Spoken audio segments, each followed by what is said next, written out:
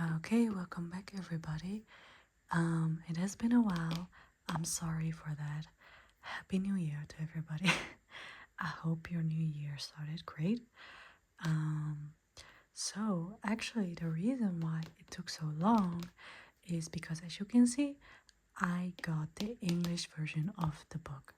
I was waiting for this actually because I really wanted to actually get the English version, because constantly translating everything and not everything was being translated correctly. So yeah, I was a bit of tired of doing the constant translations from this one. Um so but I was still, enthusiastic to do this project, to do this ASMR. So I got ahead and got myself a second-hand English version for not a lot of euros, so I'm really happy with it. And I'm gonna keep this one obviously because this one is very dear to me. And yeah, so it's kind of funny, as you can see.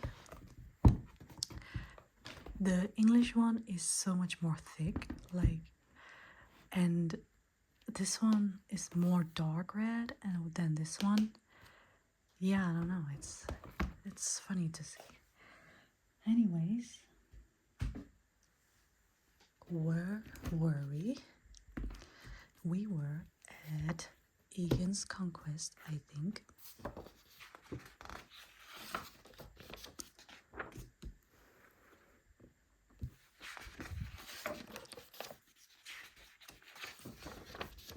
I'm low-key tempted to redo all of the earlier chapters that we did, but I think it's okay if we just keep moving on. We did Namiria's 10,000 ships, Princess Namiria leading the 10,000 ships, and then the Doom of Valeria, and now the reign of the dragons, Aegon the Conqueror.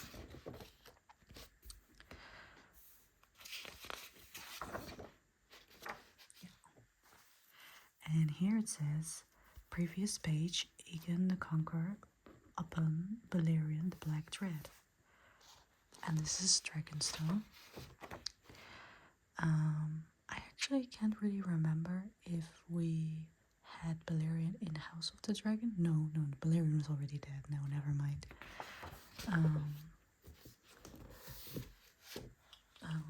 Yeah, let's start reading here.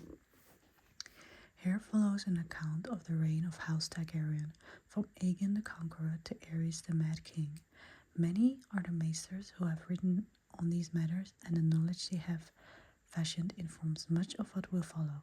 But in one thing I have taken a liberty.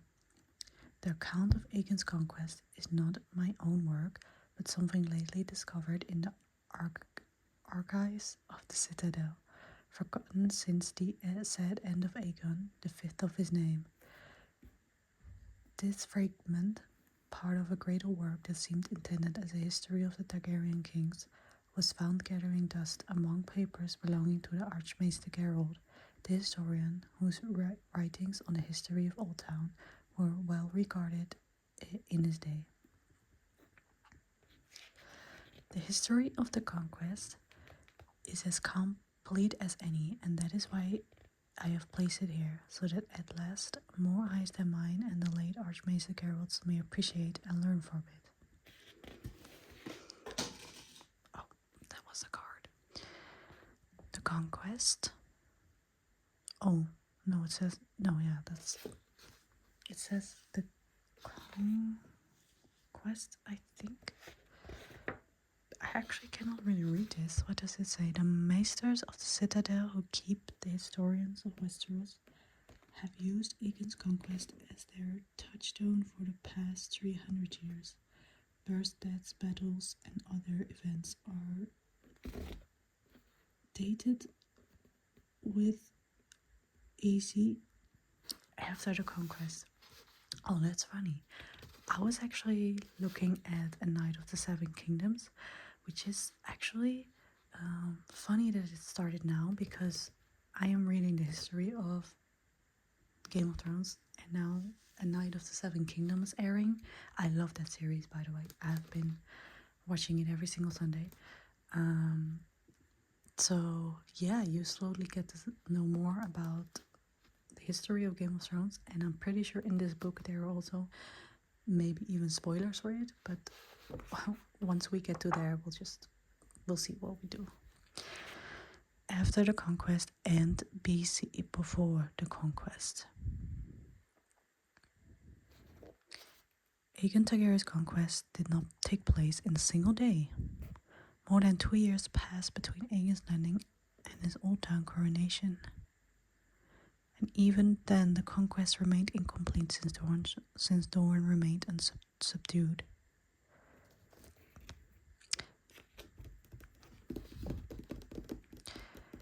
Even the start date is a matter of some misconception.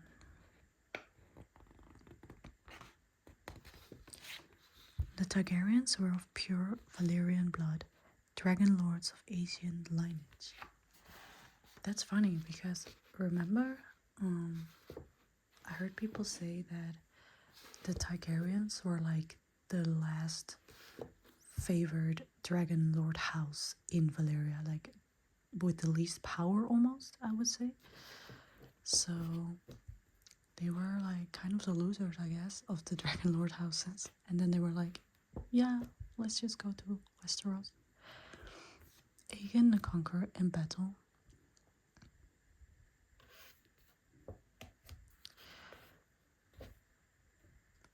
And when the doom came 12 years later, the Targaryens were the only dragon lords to survive. Dragonstone had been the westernmost outpost of Valyrian power for 2 centuries.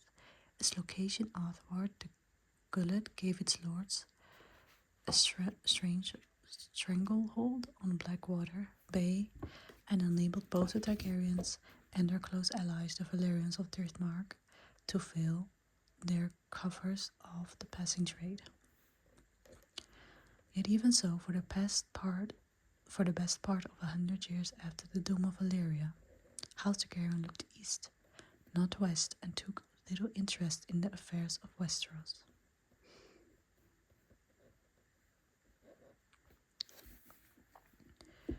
The Aegon, who is known to history as Aegon the Conqueror and Aegon the Dragon, was born on Dragonstone in 27 BC. He was the only son and second child of Aeron, the Lord of Dragonstone, and Lady Valena of House Valerian, herself half Targaryen on her mother's side. Aegon had 2 true-born siblings, an eldest sister Visenya and a youngest sister Rhaenys. It had long been the custom amongst the Dragonlords of Valyria to wed brother to sister to keep the bloodlines pure. But he took both his sisters to bride.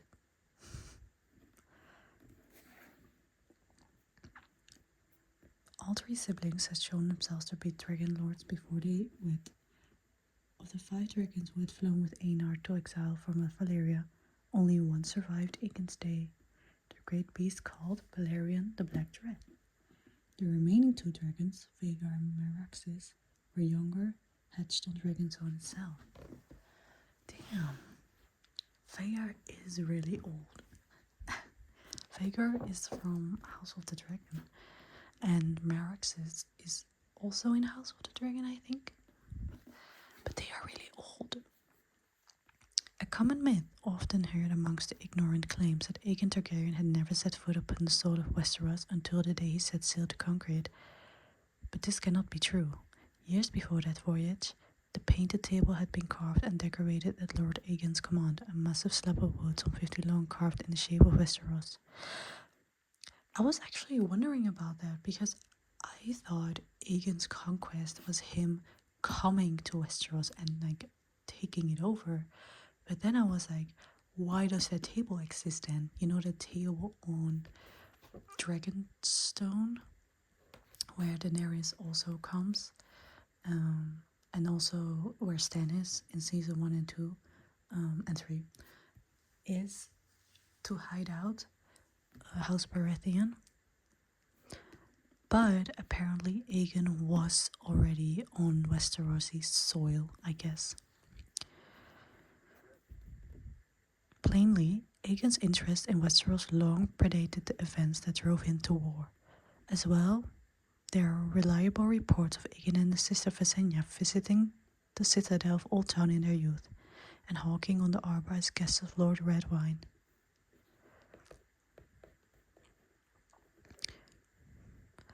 There were a lot of wars in Aegon's youth. The vast cold stony north was ruled by the Starks of Winterfell. In the deserts of Dorne, the Martell princes held sway. The gold-rich western lands were ruled by the Lannisters, and the Reach by Highgarden, Gardeners of Highgarden, and the Vale, the Fingers, the Mountain, House Arryn. But the most belligerent kings of Aegon's time were two whose realms lay closest to Dragonstone, Harren the Black and Argilac the Arrogant.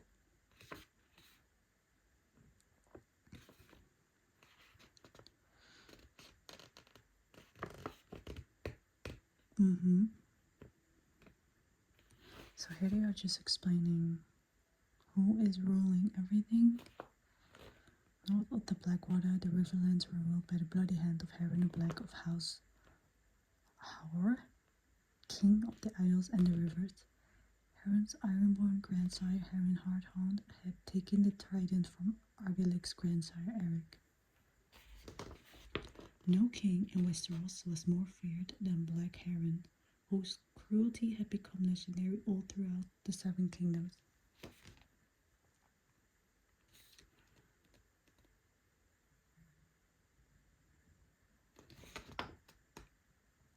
And no king in Westeros felt more threatened than Argilac the Storm King, the last of the Durrandon, an aging warrior whose only heir was his maiden daughter. Thus it was that king, Argilac, reached out to the Targaryens on Dragonstone, offering Lord Aegon his daughter in marriage, with all the lands east of the God's Eye from the Trident to the Blackwater Rush as her dowry.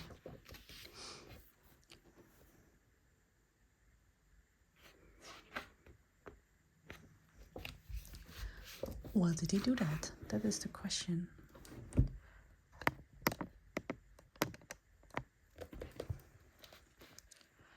Aegon Targaryen spurned the Storm King's proposal. He had two wives, he pointed out. He did not need a third. And the dower lands being offered had belonged to Harrenhal for more than a generation.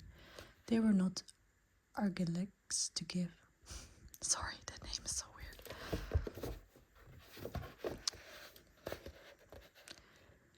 Plainly, the aging Storm King meant to establish the Targaryens along the Blackwater as a buffer between his own lands and those of Harren Black. The Lord of Dragonstone countered with an offer of his own. He would take the dower lands being offered if Argilac would also cede Messay's Hook and the woods and plains from the Blackwater south to the river Wentwater and the headwaters of the Mander. The pact would be sealed by the marriage of King Argilac's daughter to Orys Baratheon, Lord Aegon's childhood friend and champion. These terms Argilac the Arrogant rejected angrily.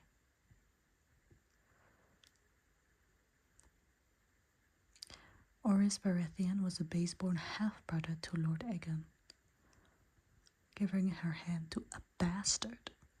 The very suggestion enraged him.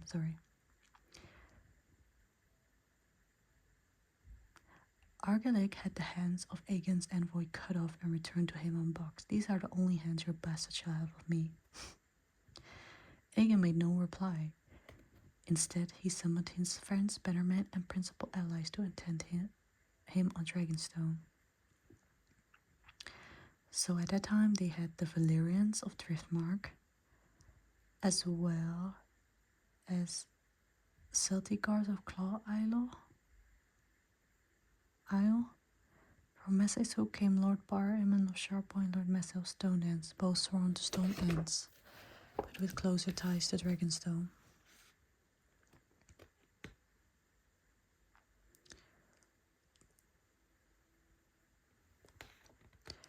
Okay, it's already 50 minutes long, so I'll just keep it at here.